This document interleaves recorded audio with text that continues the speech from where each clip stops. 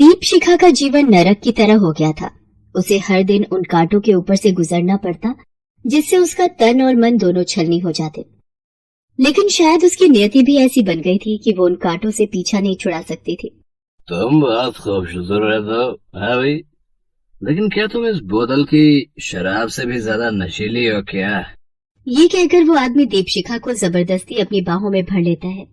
दीपशिखा का चेहरा बता रहा था कि उस आदमी का इस तरह उसे बाहों में भरना बिल्कुल भी पसंद नहीं आ रहा था, लेकिन वो इस कदर मजबूर थी। वो आदमी पूरी रात उसके सम्मान को रौंदता रहता है और वो चुपचाप किसी मृत की तरह बिस्तर पर लेटी रही।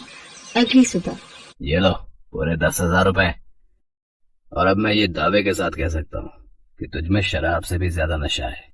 दीपशिखा उन पैसों को उठाती है और टैक्सी से अपने घर की ओर चली जाती है। घर में घुसते ही निर्मला और सूर्या उसके सामने खड़े होते हैं। दीपशिखा सारे पैसे उसके हाथ में रख देती है। निर्मला उन पैसों को गिनने लगती है। 1 2 3 5 8 9 10। पूरे 10 ही दिए थे ना, या ज्यादा भी दिए उसने? जितने दिए वो सारे के सारे मैंने आपको दे दिए। सुन, जल्दी से फ्रेश हो जा, अभी फिर से तुझे काम पर जाना है। फिर से?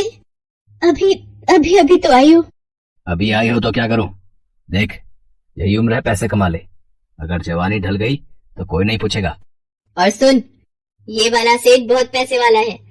25 में डील हुई है, 15,000 एडवांस में ले लिए मैंने, बाकी के सारे पैसे संभाल कर लेती आना। कुछ देर बाद एक सेठ की बड़ी सी कार निर्मला के दरवाजे पर आकर रुकती है। दीपशिखा उस कार में बैठ जाती है। उस महंगी कार में बैठे दीपशिखा रास्ते में आते जाते लोगों को देख रही थी। उसकी आंखें आंसुओं से भरी हुई थी, लेकिन उन आंसुओं ने सब्र का दामन थाम रखा था। तभी उसकी नजर सड़क किनारे बैठे एक व्यक्ति पर गई जो पंछियों को बेच रहा था। सारे पंछी पिंजरे में कैद थे। सेठ, जरा गाड़ी रोकना। क्या हुआ? जरा सा एक काम है सेठ, गाड़ी रोकना प्लीज। सेठ ने अपनी कार रोकी। दीपशिखा कार से नीचे उतरती है और उस पंछी बेचने वाले के पास जाती है। ग्राहक को अपनी ओर आता देख वो बहुत ही खुश हो जाता है। आइए आइए, कौन सा पंछी चाहिए आपको? ये पीला वाला या ये लाल वाला? मैं तो कहता हूँ इसे ले जाइए आप, ये बहुत ही शांत पंछी है। शांत है? तभी तो पिंजरे में है। क्या कहा आपने? कुछ नहीं। कौन सा पंछी दूं आपको? ये सारे। सारे? दीपशिखा की बात सुनकर पंछी वाला आश्चर्य से भर जाता है। हाँ सारे। कितने पैसे हुए इन सभी के? 6,000। दीपशिखा सेठ से बाकी पैसे लेकर आती है और उन सारे पंछियों को खरीद लेती है और दुकानदार के सामने ही उनका पिंजरा खोलने लगती है। अरे ये आप क्या कर रही हैं? ऐसे तो ये उड़ जाएंगी। इन्हें उड़ाना ही तो है, नील गगन में आजाद करना है इन्हें। दीपशिखा ने एक एक कर सारे पिंजरों के ताले खोल दिए और सभी पंछियों को उड़ा दिया और देर तक उन्हें देखती रही, उड़ते हुए, पंख पसारते हुए, आसमान को छूते हुए। उनकी आजादी की खुशी दीपशिखा के चेहरे पर साफ दिख रही थी। तभी गाड़ी में बैठे सेठ ने गाड़ी का हॉर्न बजाया। दीपशिखा ने उसकी ओर देखा और गाड़ी में जाकर बैठ गई। चलिए सेठ। सेठ की कार उसके घर की ओर तेज गति से चल पड़ी। दीपशिखा एक बार फिर से सड़क पर आते जाते लोगों को देखने लगी और पुराने दिनों की याद में खो गई। क्या कर रहे हो अमन? कोई आ जाएगा। कौन आएगा? कोई भी। तो आने दो ना, क्या फर्क पड़ता है? अपनी बीवी के साथ रोमांस करना कोई गलत काम तो नहीं है, और मैं तो तुम्हारा पति भी हूँ और आशिक भी। ये कहकर उसने दीपशिखा को गले से लगा लिया। तभी दीपशिखा की सास निर्मला की आवाज आई। बहू, बहू। जी माँ जी। अपनी माँ की आवाज सुनकर अमन ने भी दीपशिखा को तुरंत छोड़ दिया। उसे ऐसा करते देख दीपशिखा ने मुस्कुराते हुए कहा, क्यों, क्या हुआ मिस्टर आशिक?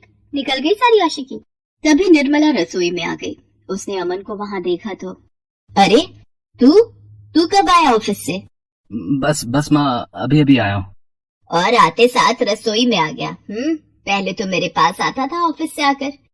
यही फर्क होता है बीवी और माँ में। अरे नहीं माँ, ऐसा कुछ नहीं है, मैं आपके पास ही आने वाला था। अच्छा, ये सब छोड़। आज तो तुझे तनख्वाह मिलने वाली थी ना, मिली कि नहीं? हाँ माँ, मिली है ना, ये लो। अमन ने माँ के हाथों में कुछ कैश पैसे दिए और एटीएम भी दे दिया। निर्मला अमन की सौतेली माँ है। उसका प्रभाव अमन पर बहुत ज्यादा है। वैसे तो वो अमन का कभी भला नहीं चाहती, लेकिन ऐसा दिखावा करती है कि उससे सगा उसका कोई नहीं है। निर्मला की ये बात भोले भाले स्वभाव वाले अमन को कभी नहीं पता लगी। उसके लिए तो उसकी सौतेली माँ ही सब कुछ थी। दीपशिखा भी निर्मला की बहुत ज्यादा इज्जत करती थी। एक दिन निर्मला का भाई सूर्या कुछ दिनों के लिए उनके यहाँ रहने आया। सूर्या के रंग ढंग दीपशिखा को बिल्कुल पसंद नहीं थे। उसे ऐसा लगता कि सूर्या उसे हमेशा घूरता रहता है या जानबूझकर उसके करीब आने की कोशिश करता है। अरे तेरी गलतफहमी है दीपशिखा। भला सूर्या मामा तुम्हारे करीब आने की कोशिश क्यों करेंगे? पता नहीं अमन, लेकिन मुझे उनसे बहुत डर लगता है। अरे पगली डर मत, मैं हूं ना। अमन ने ये बात कह तो दी कि मैं हूं ना, लेकिन उसे क्या पता था कि उसकी जिंदगी के आगे आने वाले पल में क्या लिखा है। उस रोज वो ऑफिस तो गया, लेकिन जब वो लौट कर आया तो वो मृत था। उस दिन वो ऑफिस के लिफ्ट में फंस गया था और जब तक उसे निकाला जाता वो मर चुका था। अमन, अमन, अरे कहाँ चले गए मुझे छोड़कर? अरे तुम तो कहा करते थे मैं हूं ना। अरे क्यों झूठ बोला तुमने, क्यों? अमन के जाने के बाद दीपशिखा के जीवन में दुखों ने प्रवेश कर लिया था, लेकिन वो दुख भयानक दर्द में बदल जाएगा उसे नहीं पता था। अमन के जाने के बाद निर्मला दीपशिखा को बहुत टॉर्चर करने लगी। यूं कहें कि निर्मला अपने असली रूप में आ गई। अमन तो मर गया, कभी सोचा है कि घर कैसे चलेगा? 50 तरह के खर्चे हैं, वो पूरे कैसे होंगे? और ये घर भी तो लोन पर है, वो लोन कैसे चुकेगा? बाजी, मैं नौकरी कर लूंगी ना। देख, नौकरी वोकरी से कुछ नहीं होगा, बड़ा कुछ करना होगा, तभी सारी चीजें सही होंगी। दीपशिखा को पता नहीं था कि वो बड़ी चीज अपने आप को बेचना था। जब उसने उसका विरोध किया तो सूर्या और निर्मला ने उसे मार मार कर अधमरा कर दिया। देख, तुझे हमारे हिसाब से चीजें करनी ही होंगी। अगर नहीं किया तो जान से मार देंगे तुझे और नाले में फेंक देंगे। दीपशिखा को उसकी सास और सास के भाई सूर्या ने एक दलदल में डाल दिया था। वो बेचारी चाहती तो थी उससे निकलना, लेकिन वो निकल नहीं पा रही थी और हर दिन उसका तन और मन दागदार हो रहा था। उसे अब अपने आप से घिन सी आने लगी थी। उस सेठ की महंगी सी कार में बैठी वो खुद को पिंजरे की चिड़िया की तरह महसूस कर रही थी, लेकिन उसे आजाद होना था। सेठ, जरा गाड़ी रोकना। अब क्या हुआ? बार बार गाड़ी क्यों रुकवा रही हो? एक काम याद आ गया सेठ, प्लीज रोको ना। सेठ ने अपनी कार रोकी और जैसे ही उसने अपनी कार रोकी, दीपशिखा पूरी ताकत लगाकर भागने लगी। अरे कहाँ भाग रही है तू? अरे रुक रुक, अरे मैंने एडवांस में पैसे दिए हैं तेरे लिए और तूने भी तो पैसे लिए मुझसे। रुक जा। दीपशिखा ने अब उन पंछियों की तरह आजाद होने का सोच लिया था। अब उसे किसी का डर नहीं था। वो भागते भागते पुलिस स्टेशन पहुंची और इंस्पेक्टर दया को सारी बातें बताई। इंस्पेक्टर दया को जब ये पता लगा कि कैसे एक सास अपनी विधवा बहू का व्यापार कर रही है, वो गुस्से में भर गया।